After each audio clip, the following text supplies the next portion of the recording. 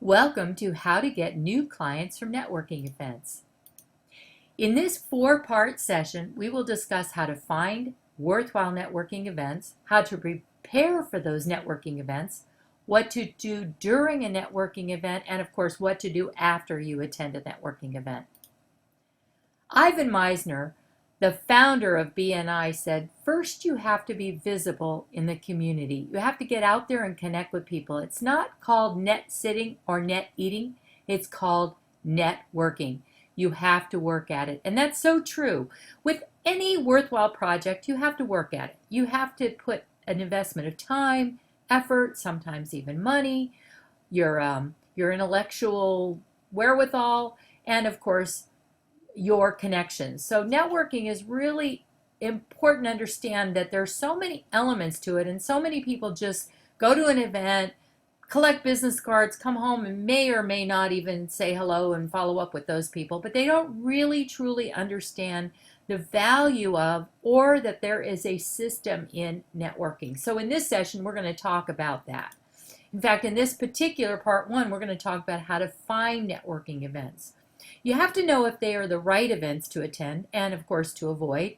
And you have to know who to ask if you want to know about networking events, and maybe ones that you haven't heard of. You know, everybody attends different types of events, and sometimes you'll attend an event that someone invited you to that you'd never heard of before. And, of course, you have to know where to look when you're actively searching for events to attend. So some of the things you need to know is, first of all, which ones are the right ones to attend? Is the event aligned with your goals, whether they're personal or professional goals? Is it where your target audience hangs out? Do influencers attend? And by influencer, I mean other people that may be able to connect you with other people within their own circles. So you want to attend events that, of course, have people that other people would recognize and appreciate their recommendations. And the last thing you have to think about is knowing which ones are right for you is how much time versus your return on investment can you expect from attending. So for instance, if you attended a 2-hour networking event, you would want to have some sort of formula in your mind for how many people you could expect to connect with.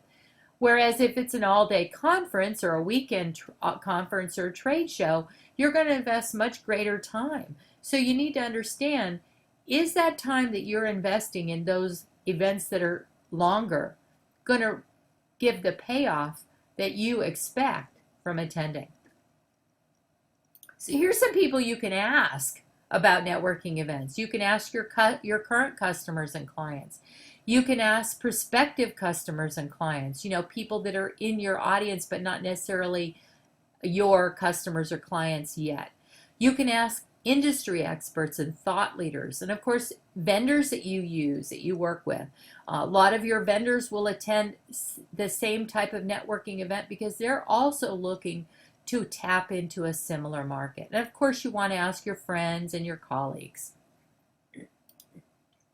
So here's how you look for local business groups. First of all, you want to start with your newspaper event listings, both online and offline.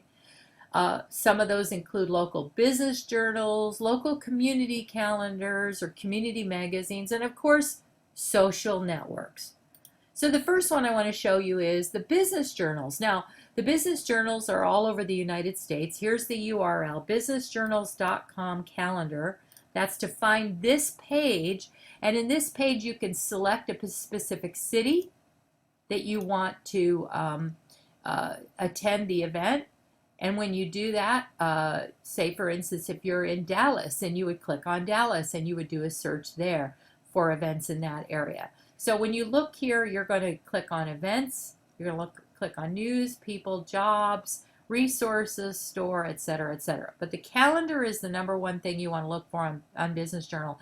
And they also have in their print edition a listing of local events, that just a small blurb and maybe when it's about, and usually they're within the week or two of the publication of the journal. So look at your local business journals. The next place you want to look for is your local community newspapers. So if you type in communitynewspapers.com and then you type the city you want to look for, first of all, communitynewspapers.com lists them all over the United States. So then you want to find the events in your community. So I typed in Miami, and it showed not necessarily business events, but it showed events. And then you can look through, there's tons of them. You can look through and see if there's any that would be appropriate to your goals, if there are any that offer networking opportunities in addition to being a social event. And you can also submit your own events here, so that's really cool. You can do the same thing with the Business Journal. You can actually submit your events to them as well. And then the next place is look for local events. So I just typed in events local, and I got events.miamiherald.com. And so this is a different listing than the one for community events.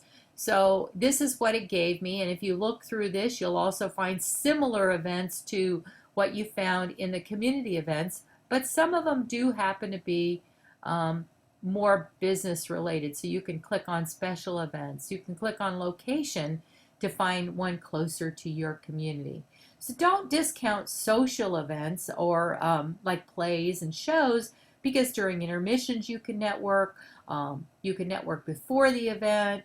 You might even run into people. I always post on social media when I'm going to something, because a lot of people I know go, and then they'll say, hey, I'm going, let's meet up there. So that's really cool. So that's why social events are really a good place for networking events. And remember, think about it this way. People are attracted to people who have similar interests. So if you have an interest in a certain rock and roll band, or a certain musician, or a certain type of theater, for instance, other people who have similar interests to you will gravitate toward you because they like the fact that you have that common interest. And it's a great place to start with networking, is to find a common interest.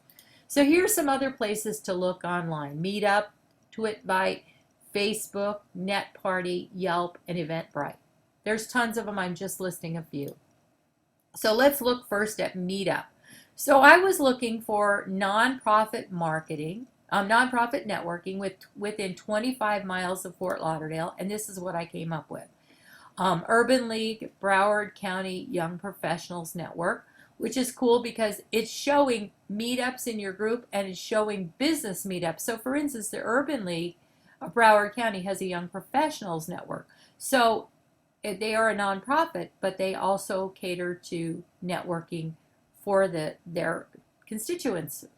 So social networking for the socially conscious. South Florida Entrepreneurs by Broward Score.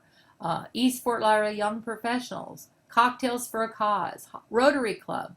So those are just some of the events that showed up, and it shows how many people are part of the group.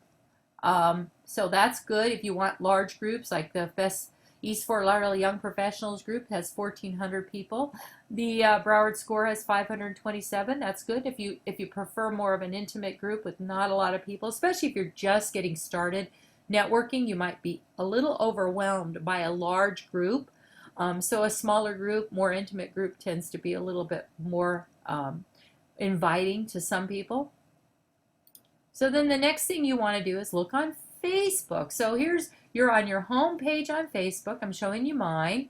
And you just click on events over here. So here's events. Here's the home page. And then when you click on that, you're going to get this page that says upcoming events. So you click on upcoming events, and this is what shows. And you can look through those and see if there's any that are appropriate. They have a mix of business and social events here. The next one you want to do is, then you would click on calendar if you want to see a calendar format with all of them listed in one smaller space, and you can take a look at them and then click on each of them. So those are other ways that you can look on Facebook. And of course you can list your own, so you can create your own on Facebook.